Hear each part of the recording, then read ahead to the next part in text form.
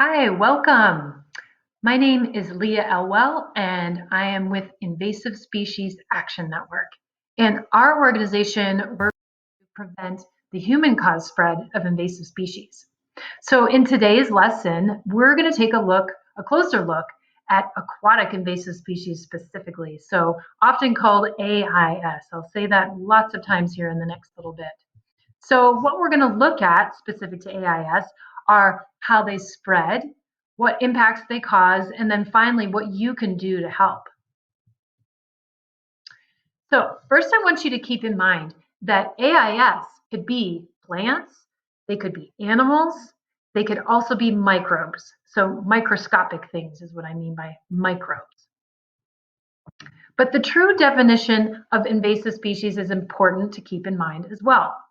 So an invasive species is one that has been introduced to a new area, and after this introduction, it causes economic or ecological harm. So I think it's most helpful to keep that for you to understand this economic or ecological harm if you take a look at this example. So here we have a spot in this water body that is just chock full of an invasive plant.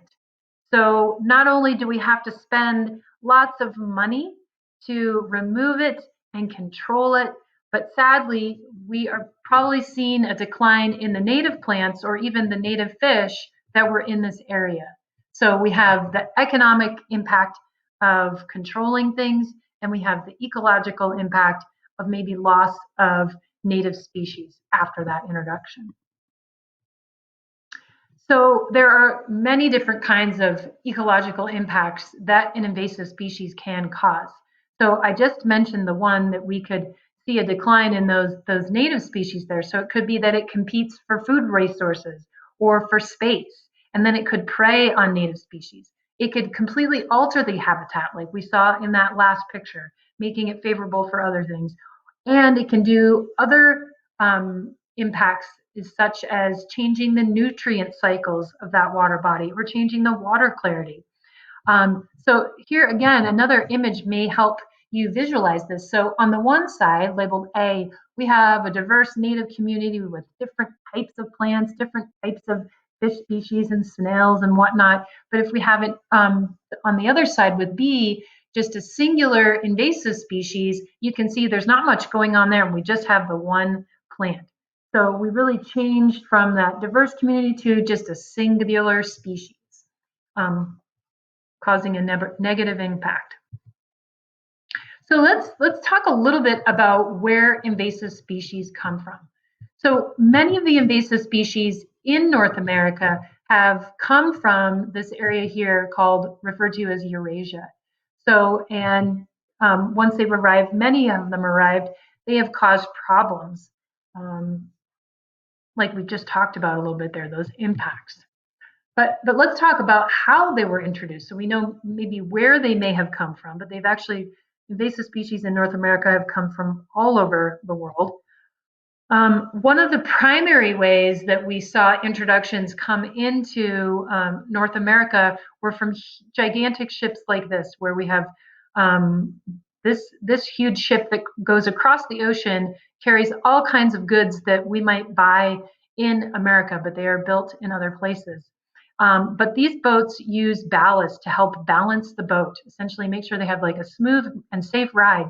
And this ballast that I'm going to circle here, that's being emptied from the boat, and that's just normal of how the boat operates to put water in one location and get to their new destination and have that water exit. So in that water, there have been many invasive species that have been introduced, unfortunately.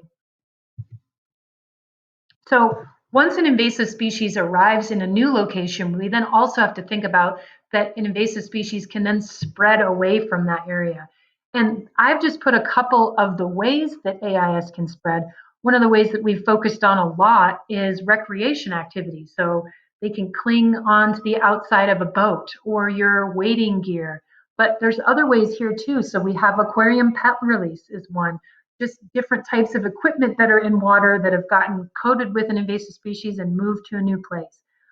Stalking fish can be another way introduction can occur or spread can occur. And then wildland firefighting equipment. Here's a place where different equipment is used in different places and it's moving water. So these are all different ways, and there's many more that can move AIS from different places.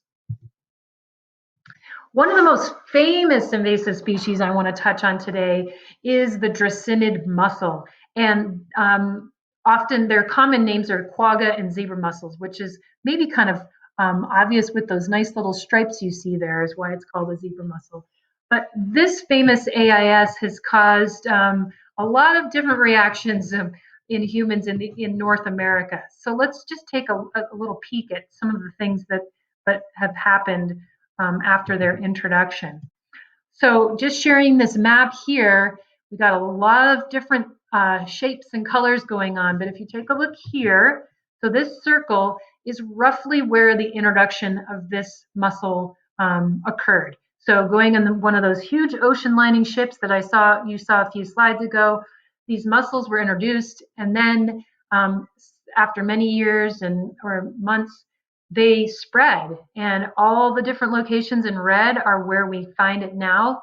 And then also just talked about different ways that things could spread. So also boats that were from this area moved to different places across the United States. So you can see those little dots in yellow and green are places where mussels have showed up, and some of them have survived and some of them haven't. But the big deal with mussels is that they can survive and go overland for many, many days and miles. So in a boat like this that also has ballast, like I mentioned, smaller amounts of it, it can move from water body to water body. So once they arrive in a new habitat, what happens is that they can just absolutely blanket any hard surfaces. So underneath the water, it might look exactly like this. So this is just tons and tons of little tiny quagga mussels sandwiched all next to each other, and they can just adhere or stick to that surface really tightly. And also, because they are mussels, they filter water. That is what they do. How they eat food is by basically filtering water, and they can have a huge impact on the water quality after they've arrived and spread throughout. So another invasive species that you might find interesting is also Asian carp. So again, there's several different carp species that were introduced through different ways into the United States. And here's just a picture of a river in the Midwest here of the United States, where they are just absolutely leaping out of the water when fish managers are doing their work there.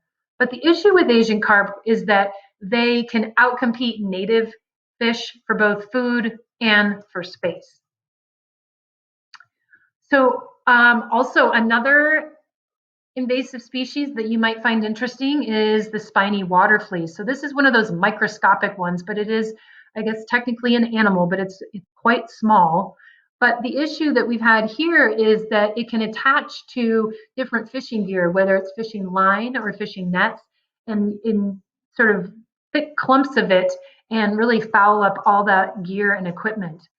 They can also eat different microscopic fish food sources too. So the spiny water flea has been a problem in some of the water bodies, again, in the Midwest and in the east of North America.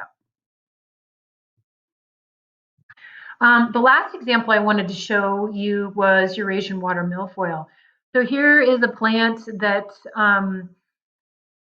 has been able to crowd out the native plants after it's been introduced.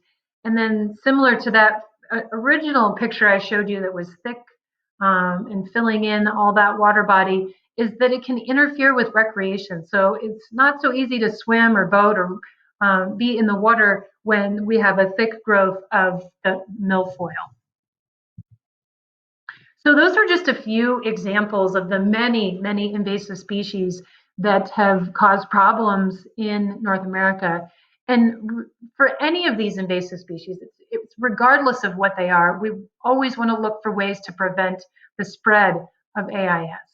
So one of the easiest things that you can do is to always clean, drain, and dry any gear or equipment after you visit the water. So it could be boots, it could be boats, it could be a four-wheeler, anything really that comes in contact with the water that you use for recreation. Make sure you clean that definitely before you go visit any new water body. So another helpful thing that you can do to prevent invasive species spread is to share what you know with family and friends. So tell someone that you know about clean, drain, dry if you're out with them and notice they have dirty gear after fishing.